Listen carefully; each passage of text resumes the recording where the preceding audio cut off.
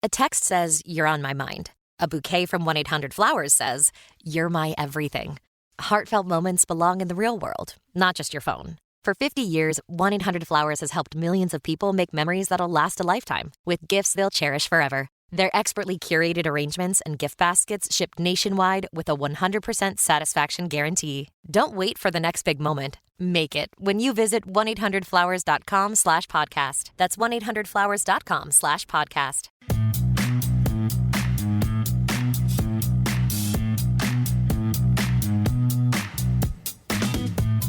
Live from the back of Ruth the Realtor's car, it's the Stacking Deed Show. I'm Ruth the Realtor's part-time mechanic, neighbor Doug, broadcasting live from the spacious recording studio in the trunk of her '88 Lincoln Town Car. On today's show, think building your rental empire requires a mountain of cash? Think again. On today's show, we shatter the 20% down payment myth. Real estate guru Bernice Ross is here to spill the tea on creative strategies and hidden programs that'll have you saying, "Down payment? We don't need no stinking down payment."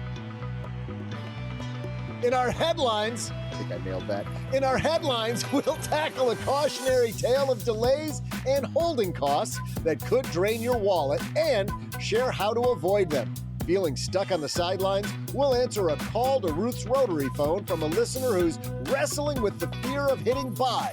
And we've got the advice to get her moving. And of course, like a game-winning three-pointer, I'll save the day with my property pop quiz. And now, two peeps who were voted most likely to get picked last in any sports draft. It's Crystal Hammond and Joe Saul Seahigh. Oh, well, I do admit I'm uncoordinated. When they kept asking me, since I'm so tall, do I play basketball? I'm like, no, can you please stop asking? No, you weren't the first one. Everybody's not like, I want Crystal Hammond on my team, first maybe pick. Once. Yeah, they learned quickly that I'm not coordinated at all. And Chicago's a sports town, Crystal. Yeah, see, I stuck to the nerd stuff. You know what's funny? I was so certain I was going to be picked last all the time that you know what I did? I worked my butt off to always be team captain, so I was the one doing the picking. Oh, as often as possible. Oh, wow. Yes. I like that strategy. Who let you be team captain? Was it because you wouldn't shut up, and so you were just like, I'm captain. I call all the time captain. I was done that Right. first one out on the kickball court. So I got to be captain. Hey everybody, welcome to Kickball for the Win podcast. I am Joe Saul Seahigh. Crystal Hammond's here with me, neighbor Doug. And you know what? We might as well talk real estate, Crystal, while we're here. Because one of the finest and what we call her, a matriarch of the real estate world, Bernice Ross. Yep. I was going to say well-seasoned, but yeah, I like matriarch. Bernice is that person you need in your corner, Crystal, because she knows everybody and she's seen everything. She's seen everything. She knows a little bit of everything. It's like, oh yeah, I remember back in the day when we used to do this, but now we do it this way. So it's a great comparison. And it's also great learning tools over the years. Some things carry forward, some things don't, like rewinding your VHS. Be kind, rewind. We don't need that phrase anymore. Your VHS. We haven't needed that phrase. Doug, when's the last time you used that phrase? Be kind, rewind your VHS. Oh, last week. Yeah, duh. For the rest of the world, like 20 years ago. Yeah, in the back of the car. I live in 1997, Joe. That's true. Permanently. Yeah. Bernice is here. We've got a great headline, though, so let's get started. Hello, chaps. And now our Stacking Deeds headlines. Cheerio and pip pip. Our headline comes to us from Yahoo Finance, and this is written by Eliza Relman. Eliza tells this kind of horror story about what's going on in Austin, Texas. Austin, like a lot of communities, Crystal, is just booming. And so anybody involved in real estate in the Austin area really can't build houses fast enough. Eliza writes, Scott Turner recently sold 4 homes that he built on what used to be a single corner lot in South Central Austin, but the veteran real estate developer didn't make a profit on the houses despite selling the 4 of them for over $2.9 million, Crystal. $2.9 million. Totally believable. Yep. What could the problem be if this is a hot market and if he's selling them for such a nice price tag? Well, here's the deal. It took 2 years for more than a dozen city departments to approve the development, which involves splitting one lot into two, another 2 years for Turner to build the homes. By the time construction wrapped up, Austin's skyrocketing home prices had begun to cool, and Turner barely scraped by. Quote, the risk turned out to be too great. I wouldn't do that project again. This is a thing, if you're new in real estate, that will kill you every time, Crystal. Holding cost. Yes. I'm definitely going through this with my project. So I thought this was going to be, oh, great. I want to build some new construction. And they also mentioned in the article that he wanted it to be affordable too. And oh man, that's another can of worms that you open. But you think the streamlined process, oh, I'm going to go through steps A through Z to get this done, not knowing that wrenches get thrown in every single step, because first he started with that single plot of land, and then it's like, oh, I just want to build the 4 smaller units on it. Yeah. No, the city has to approve that, and that takes time. So depending on where you are with your capital stack, which is your money, and I'm stuck doing this now, you're making these loan payments and there's nothing being built yet. They're throwing wrenches in that neighborhood? Yeah. Oh, yeah. I would recommend a different neighborhood. That is a rough spot. But all these wrenches that are being thrown, it's not like you go to the city and you say, hey, city, I would like to rezone, or I'd like to divide these lots. And the city is like, hurry up and wait. It's not like you go to the top of their priority list. Hey, I have permission from the local alderman or from the community. Yeah, you still can't jump the line. That takes time to get approvals. So always think of every single thing. Like one of the courses that I'm taking, I like now, and of course I'm learning this stuff, hindsight, is they give you, when you're doing your calculations, you do 3 calculations. You do good market, average market, bad market. You run this calculation with everything. Like Joelle was talking about a couple weeks ago. Yes, timing, an average expected amount of time for this to get built. Here's a horrible time, and then here's a shorter amount of time. You really have to bake 3 scenarios into every single calculation. Deeders, I recommend for your project, first of all, speak to someone that's done it, but always bake those 3 scenarios of average, good case, bad case. And that way, even if your bad case still can meet your number, then you definitely go for it. Go back to our first podcast of the year with Suni Rao. That'll go over all your numbers, but I love the idea of 3 sets of numbers. I think there's another lesson here too, because people are wondering, well, these government entities, what can I do about that? And the answer is, Crystal, is nothing. Yeah, start early. But even starting early, it's out of your control. So just start early, get it going. Yeah. And so that's not where don't get me wrong, that is where the problem is, but that's not a problem you can control. I'll tell you where a lot of new landlords get this wrong, or new rehabbers get it wrong.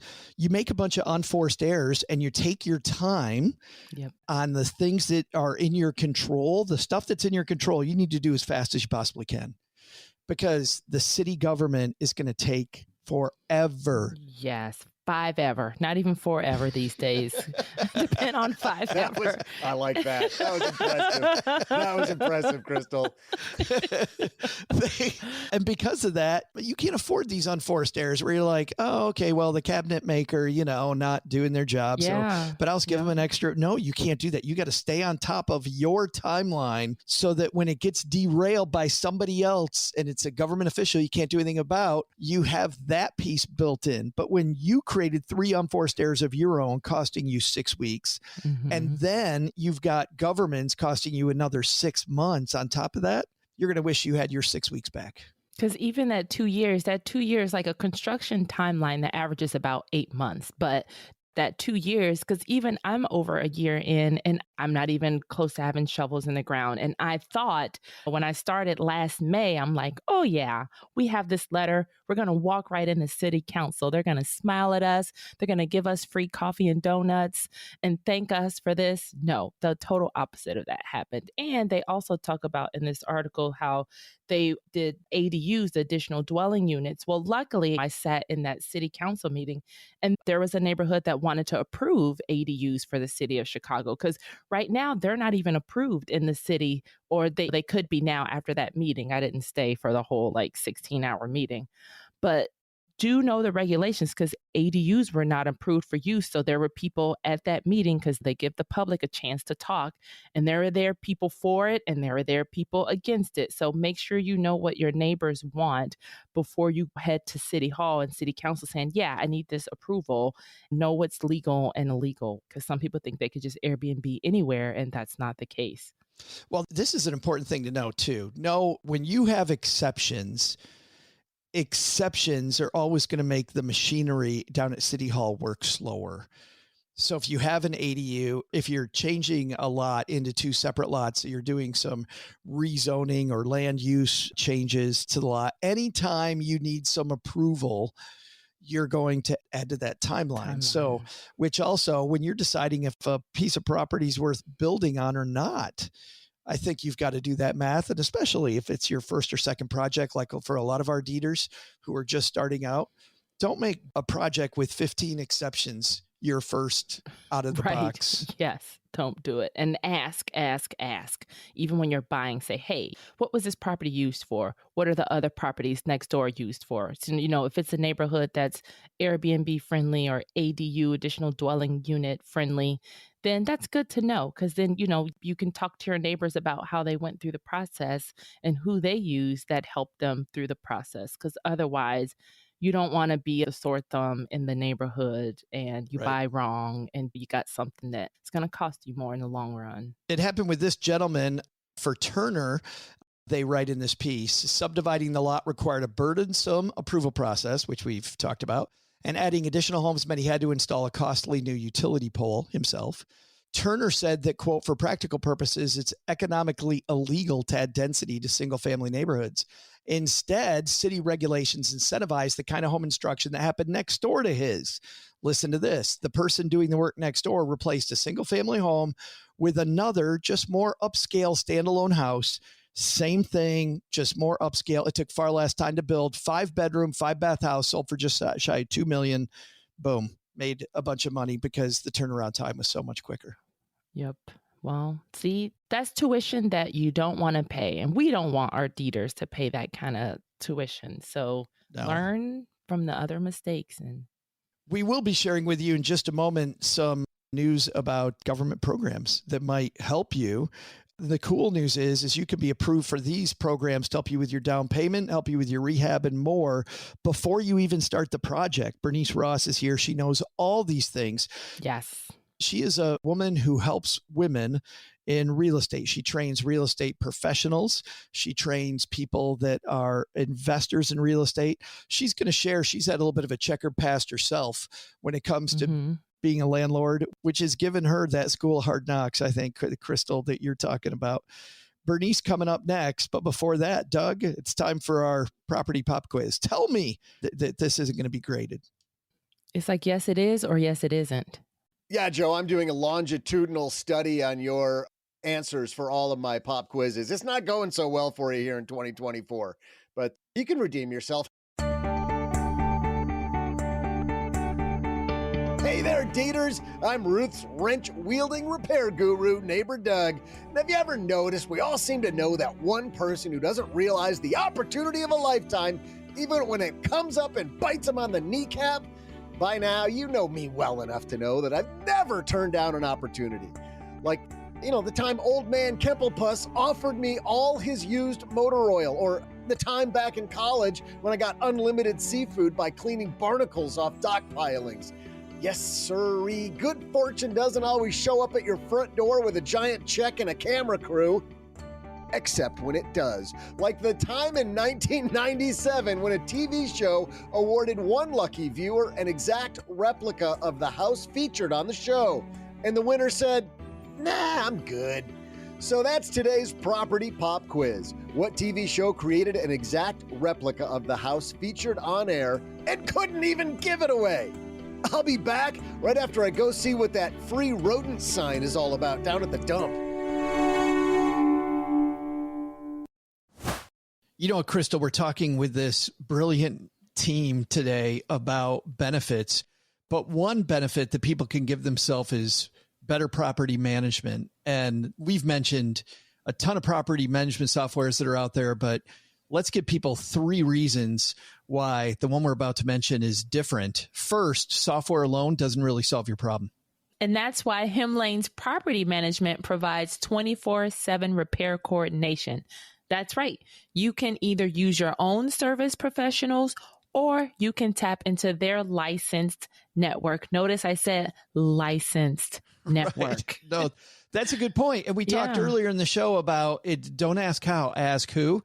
And Hemlane definitely knows who the who's are. Second, many of you are investing out of state. So Hemlane connects you with licensed leasing agents and other tenant placement services to help you find and place a tenant. And then third, Hemlane is ranked #1 by Gartner with 4.8 star reviews. Wow. So they're legit. Yeah, I know when I'm looking for food, if it's 4.5 and under, I'm not touching the restaurant. Yeah. When you see the sign that says discount sushi, you're like, no, probably not. Not 2 words that go together. Manage your rental properties with 100% transparency and control without the administrative work through Hemlane. They offer everything from advertising your rental to over 30 rental websites to automatic rent collection and late fees. Best of all, you can tap into their network for a more hands-off and remote experience. Hemlane will increase your satisfaction and your cash flow with your rental properties. So visit www.hemlane.com and don't forget to mention to tell Hemlane that you heard about them through Stacking Deeds. Hemlane will dramatically improve your property management. We talk about Hemlane because of the fact that we believe in them very much, to the point that we have an affiliate deal with them. So if you'd like to help the show and help yourself, make sure when you go to hemlane.com, you tell them what Crystal you just said.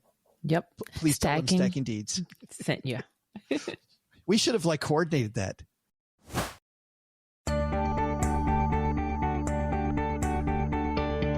Hey there, Deeders. I'm Texarkana's Chief Sewer Inspector and newly minted invasive species control technician, Ruth's mechanic neighbor Doug. Before the break, I asked you what TV show tried to give away an exact replica of the house that featured prominently on air. The answer? Well, in 1997, Pepsi and Fox ran a contest that offered a grand prize of a full-sized, habitable, accurate down to the furniture version of The Simpsons house. The winner of the contest had the option to take the home or $75,000 in cash. What do you suppose that ignoramus chose? Yep, he took the $75K. The home was built in Henderson, Nevada at a cost of $121,000. Assuming the winner put that $75K in the market, never touched it, it'd be worth about $600,000 today. But look, you and I both know, if that guy was dumb enough to turn down owning the Simpsons house, he probably went out and bought some purple jet skis with that money. Doh! And now, let's ease this luxury school bus over to the side of the road and pick up Bernice Ross. That was a really good dough. Crystal, I'm super happy because she's here with us. Bernice Ross is here. How are you? Woo-hoo. I'm doing great. Thank you. I'm so delighted to be here. And I love the name of your podcast, Stacking Deeds. I love the idea of stacking lots of deeds and owning lots of real estate. I haven't gotten there myself, but I'm working on it. Oh, good. I've owned a lot over the years, but the investment side was something that, for me, I see so many women who they work so hard in the real estate business, and this is true for men too. Mm-hmm. They work so hard in the business and they still have a job. They don't have a business and they don't have passive income. And I am absolutely passionate about helping more women get into their first homes, if that's where they're at, helping them move into their first investment, and then going for what's out there in terms of the more sophisticated deals, what you can do, what the options are. I'm an educator. My goal is to give you the best resources, and then you go decide what's going to be best for you. So that's kind of what my deal is right now. Well, and that's why, Bernice, we wanted to talk to you because that's us too. I mean, that is totally us.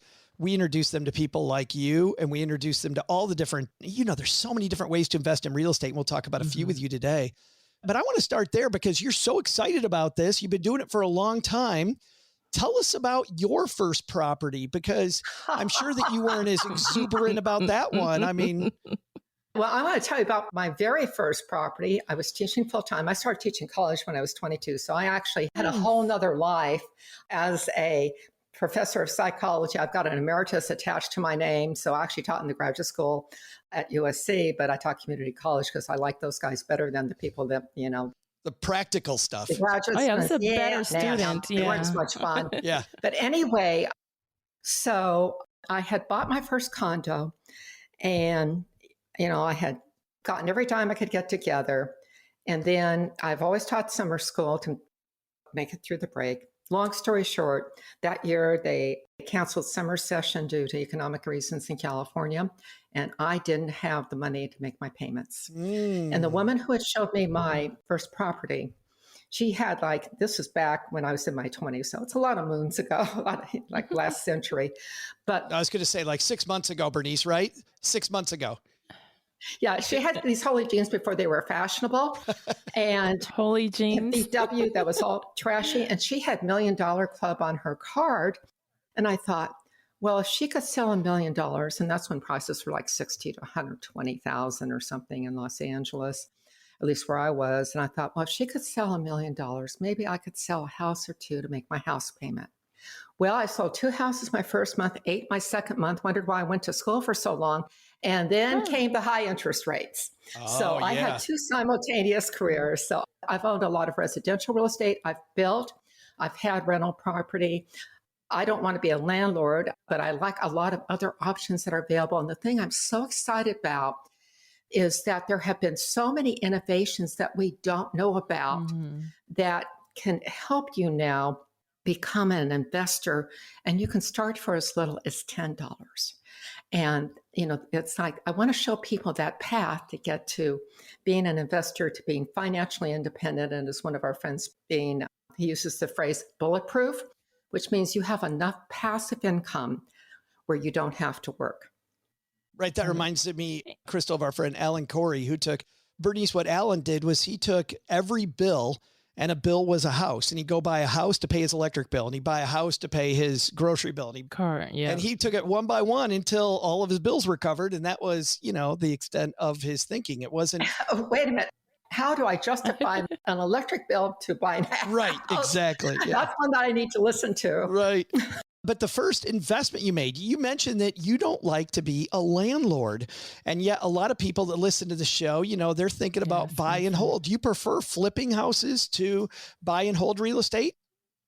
No, in fact, for me, my first investment, I bought an investment condo when I was in my 20s, and we just turned it over. It was a brand new subdivision. It used to be the old MGM lot. They had built a whole bunch of things, and the market went well, and then went on to that. I really was passionate about building my own houses. I've had 3 houses that I've built. I've done that, but I was so busy doing my psychology job and running the training for 4,000 agents in Southern California that I didn't have time to do investing. But I did buy a place in Palm Springs, and I really liked that. It's kind of second home, rented that out because I wasn't getting out there that much. And the time I knew that I need to get out of the landlord business. A, it was remote. B, what happened is my tenant decided she was going to go barbecue outside where there's no barbecue, set off the sprinklers for the entire floor. Oh my God. Ouch. Yes. No, I and I did own. This is why people are allergic to being a landlord. Yes. Well, there are other options where you don't have to do that. And that's what I'm so excited about. So happy to share those. Also inherited, my family had a peanut farm, had been in the family for 100 years. I inherited that. So I had that for 8 or 9. That was another remote management thing. And don't want to do that. I want passive income. I want income that just kind of comes in from different sources. My business coach back in, I've been also a master certified coach, but what she told me back in the late 1990s when I first started coaching training, she said, have multiple small sources of income from, different places. So if something goes wrong in one area, you've got another backup somewhere else. You don't have all your eggs in the same basket. And that's proven to be, for us, for our business, that's been very good. And people do that too for their addresses too, like different markets. If you have 10 homes that you're renting out, also, like in case something goes wrong, you have one as a backup. Like people consider, that a way of diversification in real estate. But there are a lot of other ways that real estate is passive, because we do, Joe, we talked about that before, how it's not passive. If you think you're going to kick back, relax, like there is some work that you have to do. There's some things that you should understand, right?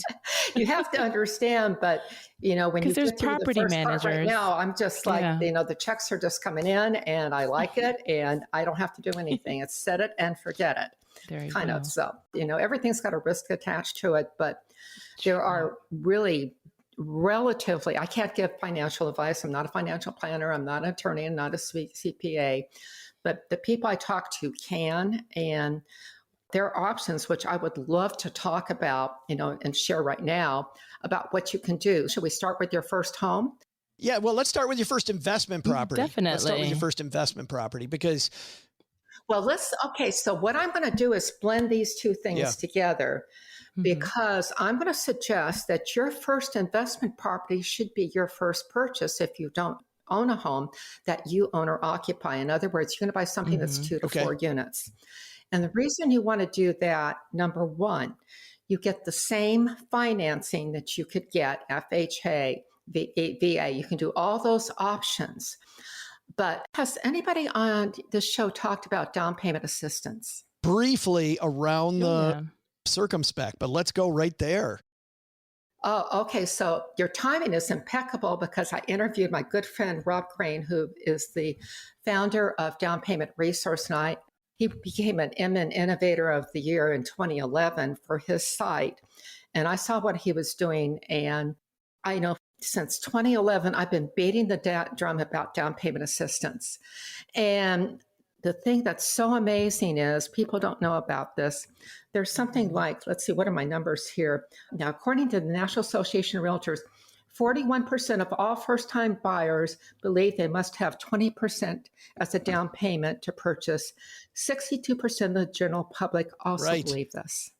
And that, Bernice, is what keeps people out of real estate. They look at that big downstroke and they go, I can't do it. Well, first of all, let's talk about what, Rob said to me for the first time, down payment assistance is cool. And so you can use down payment assistance on your first house if you're just buying, just straight out residential property. But they do have certain programs that are available for 2 to 4 units. So my suggestion is to live in one of those units. And then if you want to flip and fix the unit you're in, move into a different one. Or if you want to stay there and redo them. I had my first clients, this is called the Burr model. You move in, you repair, and then you refinance, and then you repeat. So that's one thing. So let's talk about what the amount is on down payment assistance. First of all, it's eligible for first-time home buyers. About 2/3 of the people are eligible for that. That's about 2/3 of the program.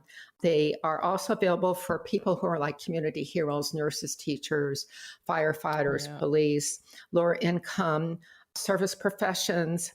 But the typical amount of down payment assistance that was granted last year was $17,000.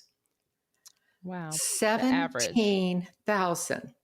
Now, here's what's exciting. Rob, for the first time, they say DPA. DPA is now cool. Down payment assistance is now cool. So what has happened is Zillow, Realtor.com, and Redfin. I'd suggest that you go to Realtor.com because they're the easiest one to work with, and they have, in my judgment, the most accurate information. And if you look at any current listing on Realtor.com, if there are on Zillow, Redfin, if there's down payment assistance available there, it will be listed on the listing.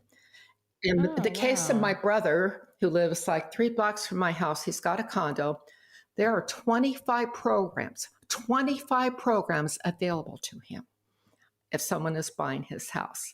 So what the downpaymentresource.com is, the company that aggregates all this. This is Rob Crane's company, but this is how you find them. And a lot of these are things like their credits for closing costs, interest rate reductions, property tax bill credits, down payment loans. And this is what's really interesting here.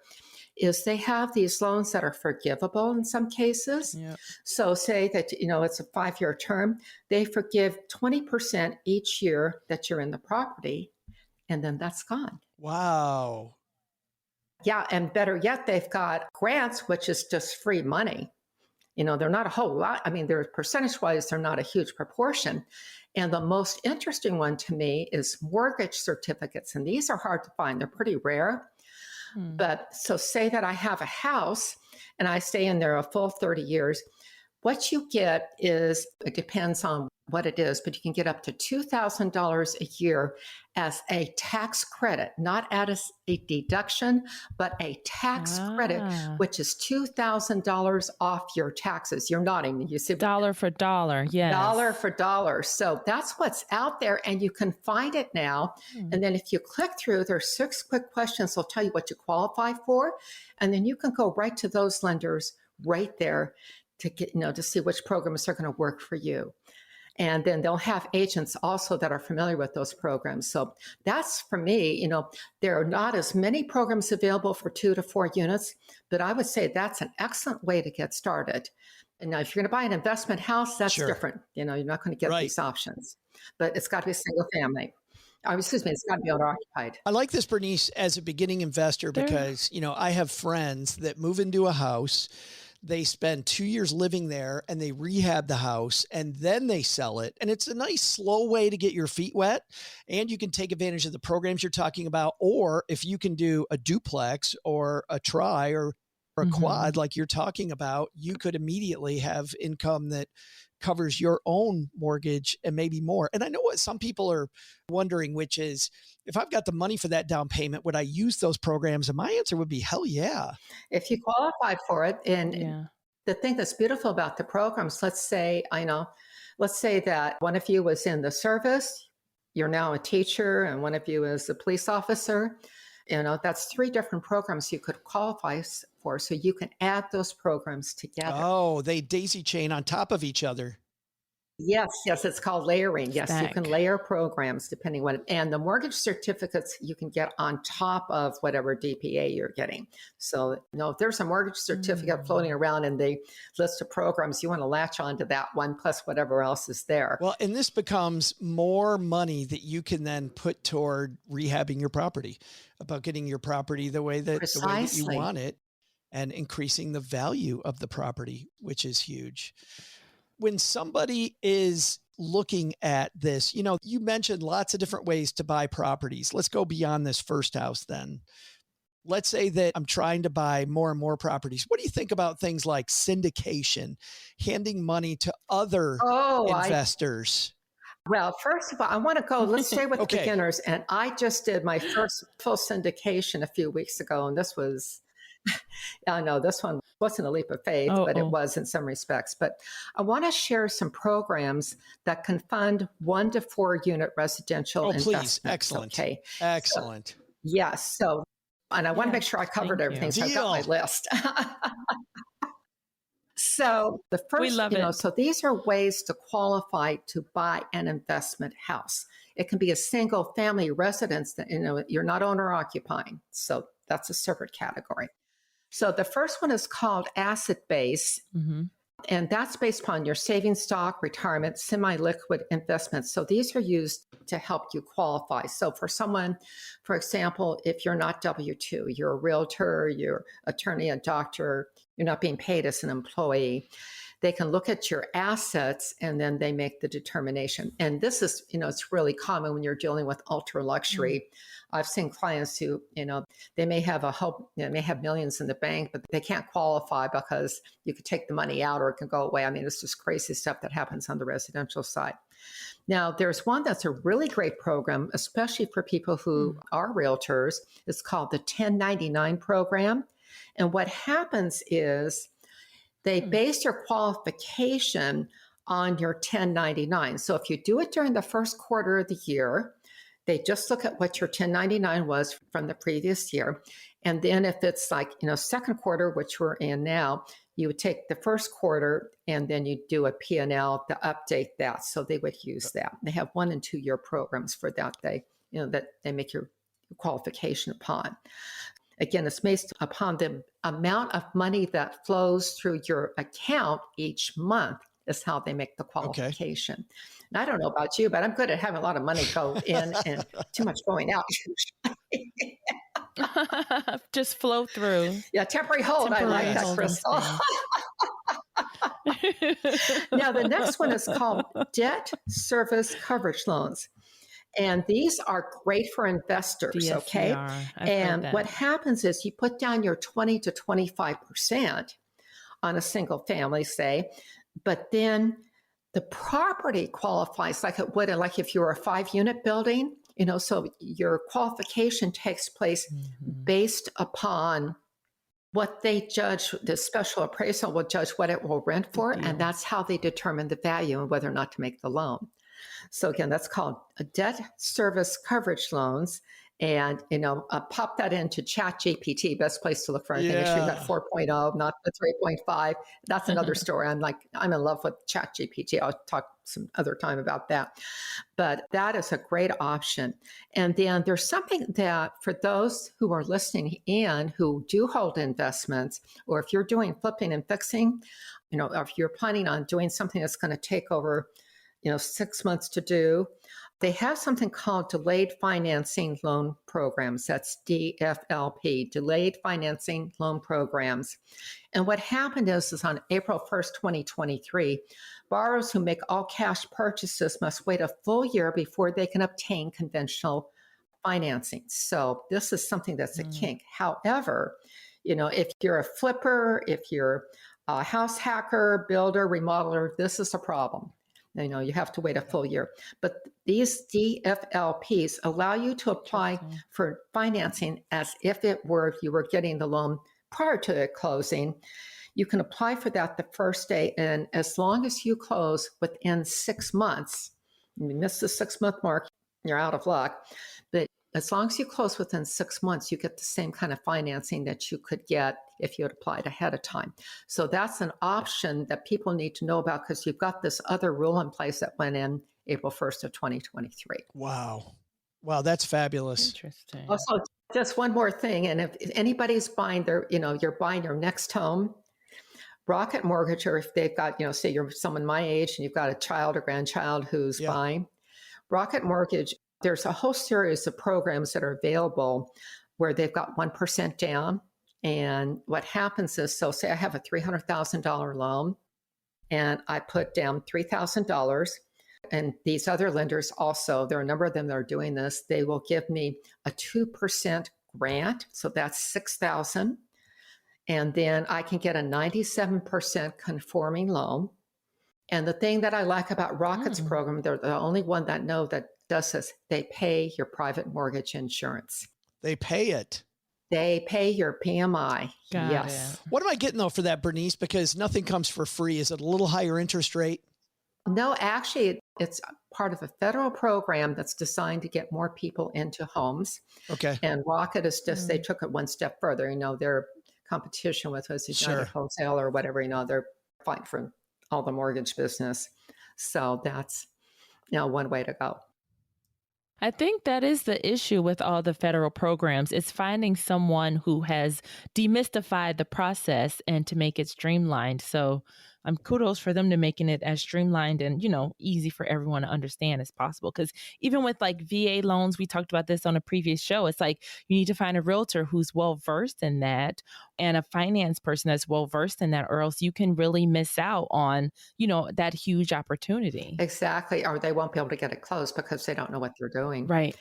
Find the right realtor is absolutely so important.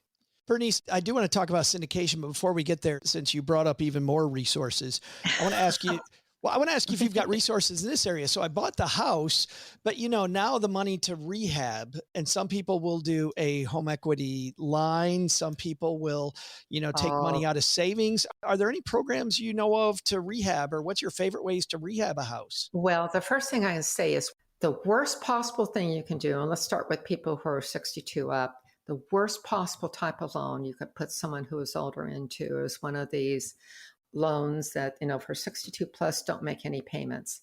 They charge you, give you negative amortization. You end up paying almost 3 times as much. Ouch.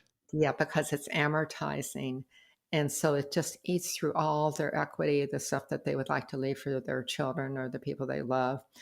The best way, if you have to tap into your home and say you've got an illness or something, the best thing you can do is take either a home equity line of credit or to do you want to take essentially a loan that you don't disturb your first. Because what Yeah. most people don't understand is that what happens is with your first mortgage, they collect 50% of the interest due during the first 10 years. This is why these companies come in, they want you to refinance because you have paid 50% of the interest, and then they get you to refinance, and now you are paying 100% just Start about the all purchase over. price of your property. So refinance is not a good idea.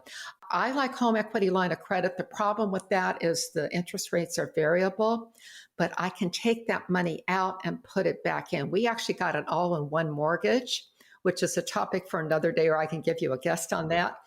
And what happens with that is like you put all your money that flows into the all-in-one, and instead of it being a regular amortized loan, what happens is it's simple interest, but they charge your interest daily based upon how much you owe. So say that, you've got $10,000 coming in from an investment nice. at the first of the month, then and I have a $300,000 loan. Well, now I'm only paying interest on $290,000 until I take that money out. And that lets you rinse and repeat because you're taking the same money out and then you can put it back in. So, and you're paying all your bills through there. And I could give you a good referral for somebody on that. So That's great. Well, much more flexibility because to your point, every time you touch that mortgage, you're going to pay the fees again. You're going to start the amortization process again. Yep. New 30 years. It's a mess. Yeah. And it takes another, hours of your time versus. And closing costs. It costs, and everybody thinks, refinancing is such a good deal. Well, what happens is you end up paying. So if you would have a $300,000 loan and you would have paid about $150,000 in interest, when you refi, you just paid $300 if you stay in the property for the full length of the loan. Again. Our time together has flown. We need to have you back, Bernice. But I did promise that I wanted to ask you about syndication because we've seen these things in the news where people hand their money to a syndicator, and you talked about leap of faith, right? And then the syndicator does nothing with it. They lose all their money. It can be pretty dangerous. But what do you think about syndication in general? I think, first of all, to get the really good syndication deals, you have to be what they call an accredited investor. And that means that you have, $1 million of assets aside from your single family residence, or you make about $200,000 a year. And usually the minimum amount to pay for the very good deals is $100,000. That's the minimum amount to pay to get in. However, I've got two resources for you. I want to talk about this one and I want to talk about other one. Brian Davis over at Spark Rental has created a way where each month he does a different investment property. He vets it. He and his partner vet it. They invest in every one that they do. The group gets together, say if they want to do this investment or not. And you can get in for $5,000. It's like a crowdfunded kind of option. Yeah, it's a crowdfunding option, which I'm super excited about. Sure. And what that does, it's a way for you to learn about how this works. So what he does, they vet this. The syndication I have a piece of it. We put in $100,000, we got 1% of the property. The rehabbing it is going to go from 12 million to 19 million is what's estimated over the next year and a half to 2 years and this is their 21st one. You got to look for the history of the person. Absolutely. But this one we jumped into because it turned out to be someone that we were doing business with that known these people for since they were in second grade. And at that point, it's like, we said, no, we're not going to do $5,000. We want to go do the whole thing. But the pages, the length, I must have signed 50, 70 pages of documents explaining what is involved. But what Brian does with his group at Spark Rental, his investment group, he will teach you how to invest. He's got over 450 published articles on investing. He's been published on Inman News, and they really know what they're talking about over there. The problem with doing that, they have this LLC. You belong to the LLC. You don't have ownership. The LLC does. So you have a piece of ownership, but you're getting the pass-through we're big in, we love debt funds. We've got one that's paying us 13% a year, just straight out, put the money in. It's spread over 10 different major real estate projects, and that I've been out to see 4 or 5 of them. I love that. Just set it, forget it. Yep. We like the people, we like that. But the problem with that's straight income.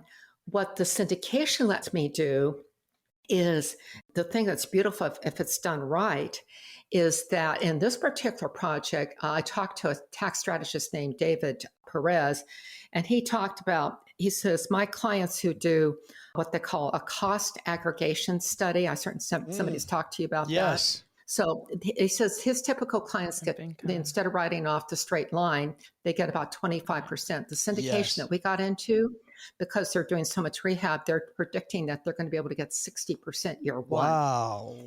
Yeah, I like these numbers. And Brian found that deal. So his people, they're into it for 5,000. Okay, I got a 1% share, but it's going from 12 million to 19 million. So my investment goes to 190. Well, their 5,000 would go to, assuming that they did 100, would go to, and I'm not doing math, but probably half of 19. So eight. Yeah. 9,500. Yeah.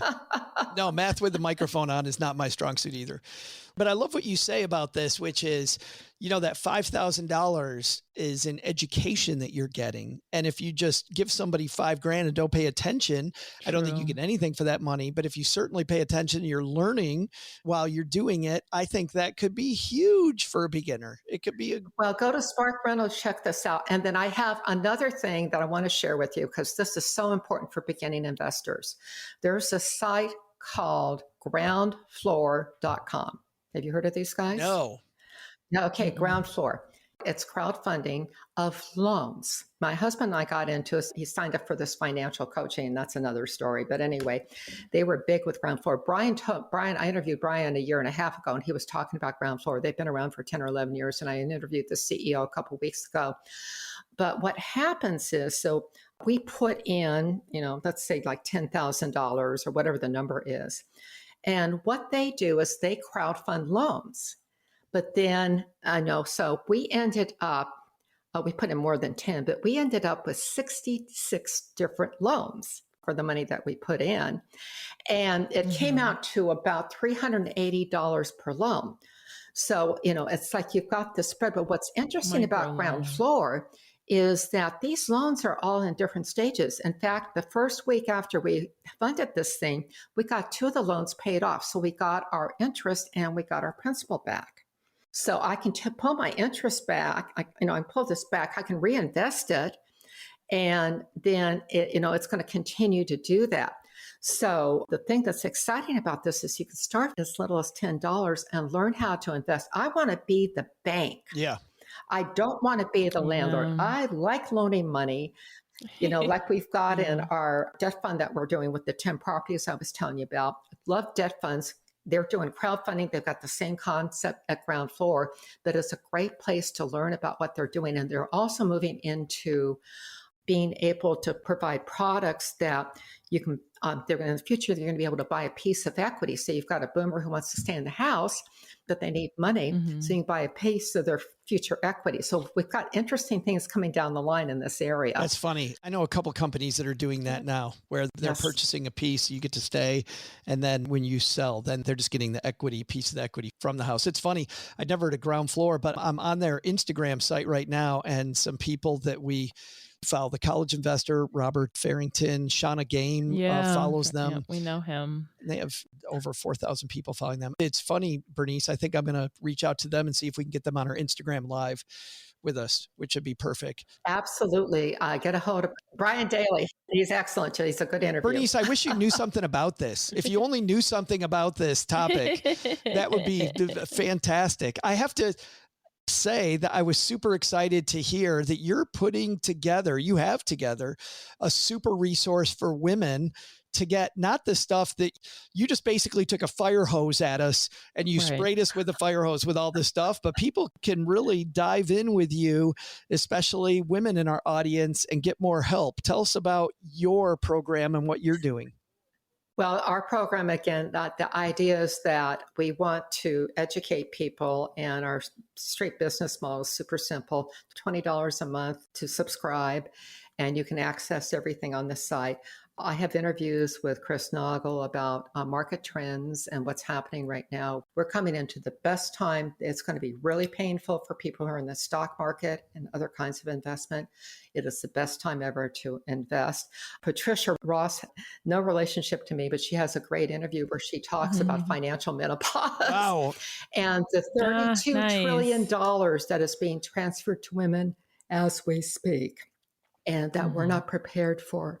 So all those resources, Brian's on there, all those resources are there. And I've got a course I don't have finished. I've delivered it, but I need to get it into our learning management system. It's called Bank on Real Estate for Your Retirement, that will go into all these topics. Still writing that, but we'll have that on the market in the very near future. Man, it's coming. You've got so much exciting stuff Wonderful. going on.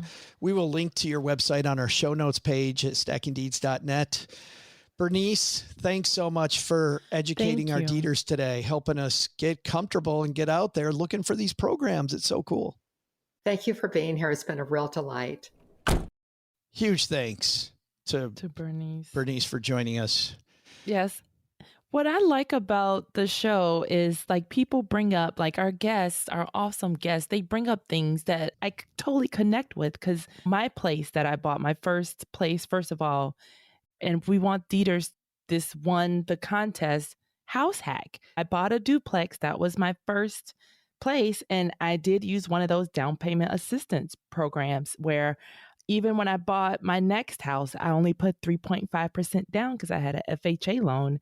And then I found that other program when I bought the duplex to do a rehab, and it was a forgivable loan. So after 5 years, half of the loan, it was just half that fell off, but half of that loan was forgiven. I got a $50,000 loan to fix up my duplex.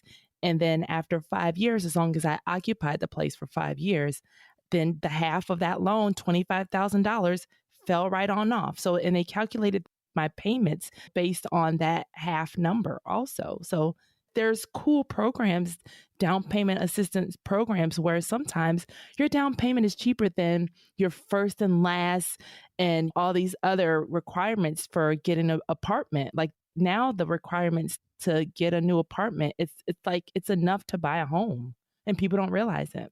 It is so damaging when you don't know stuff, you know, and Bernice really brought home the fact that what you don't know can totally hurt you. Because, man, if you don't have this, if you spend a bunch of money on this down payment that you could be using on the rehab, you're going to accelerate the use of your money and make your money go so much farther. And that internal rate of return number then gets much bigger.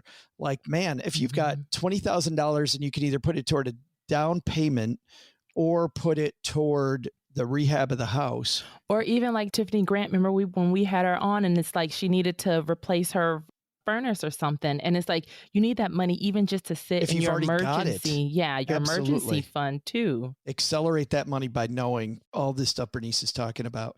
Obviously, Crystal, you're going to have your hands full on the links on the show notes with this one. Yes. Because we've got lots and lots and lots of goodness.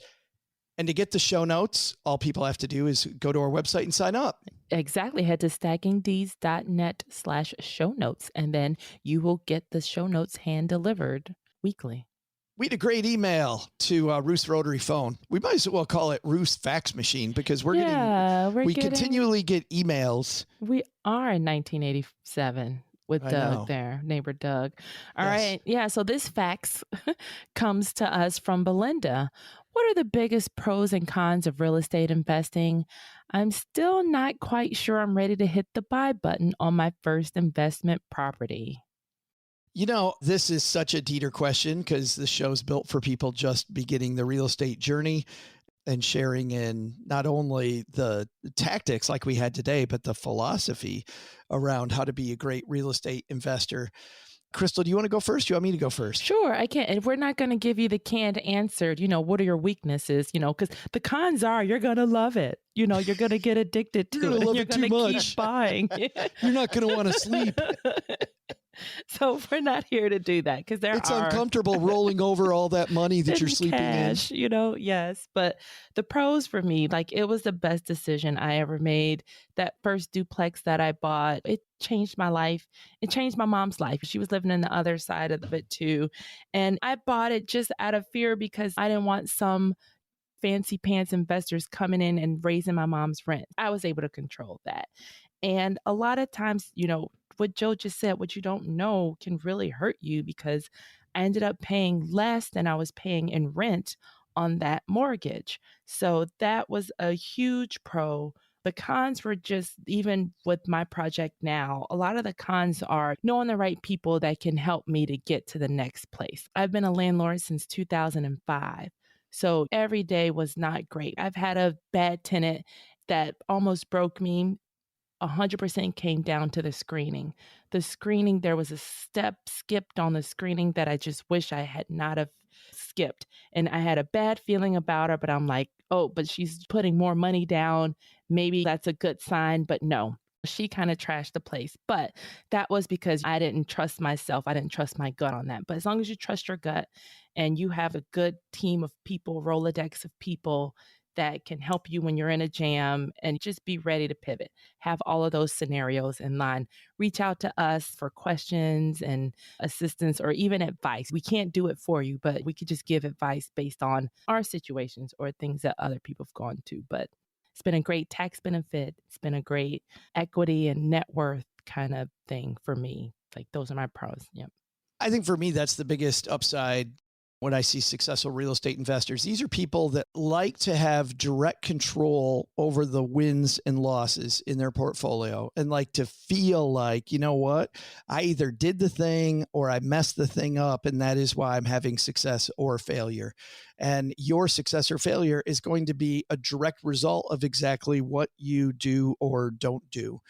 The research you put into it, the time you put into it, the team that you create, the systems that you have, it's going to be all that. That also, though, Crystal, is the downside. This is so much more time intensive than just buying an index fund. I mean, the stock market over long periods of time does about 10.2%. You can get a 10% return if you just stick money in an index fund and don't think about it and go about doing something else. So I think it's got to be a love of the game, which is why we have people like Dr. Seth Kaplan we talk to about, you are improving neighborhoods, you are improving people's lives, and you got to kind of be addicted to that. You also need to be a control freak, and you can't care that it's more time. Certainly, we have seen some outsized returns, but this is also another downside. Two other downsides are real estate is illiquid. And so once you pop money into a property, it's going to be very difficult to get that cash out. In fact, what's one of the biggest issues we see with real estate investors? They're cash poor. They got tons of money sitting in the ground and not much money sitting in a spot where they can actually deploy it. You're always looking for deployable cash. That's a characteristic. And also, if things start to go south because of the fact that you're using leverage for a lot of your deals, you'll see these real estate gurus online, Crystal, telling you how great it is to have leverage. Leverage will kick your ass. Leverage is the reason why people go bankrupt. So you got to be really careful with the leverage piece. But that said, man, if you're that person that loves being in control, rehabbing houses, and you can make a fine return and you can do well while doing good. Yep. Agreed. Very well said, Joe. Thank you. I just made that up. TM. TM. Yeah. Man, Crystal, I can't believe we're done. I know, that was quick. That we are getting more efficient. I would say that was very Bernice was fantastic. She really brought it today. Yeah, thank you. And if you have a question, head to stackingdeeds.net/voicemail. That will either take you to our fax or our voice line, and you can email us your question, or you can actually record and then we'll have your voice on air. That'd be crazy if somebody actually did it. Yes, please do it. That'd be so crazy. It just might work. Do it. Coming up next week, Neil Timmons is an investor. He's going to talk to us about something we haven't talked about in just over a year. We've done the Deed Show. We're going to talk about commercial real estate. Ooh. We have not talked about commercial real estate. What are the opportunities there? What are the hot buttons? We'll even talk about the real estate meltdown in the area of office real estate. Office space. Yeah. With Neil. That's huge. Yeah. But I guess that's it, Doug. Man, I think you've got it from here. What's on our to-do list today?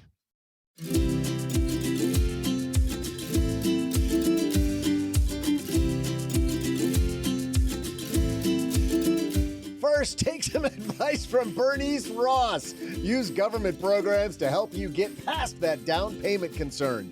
With just a little legwork, you may be able to quicken the pace of your real estate dreams.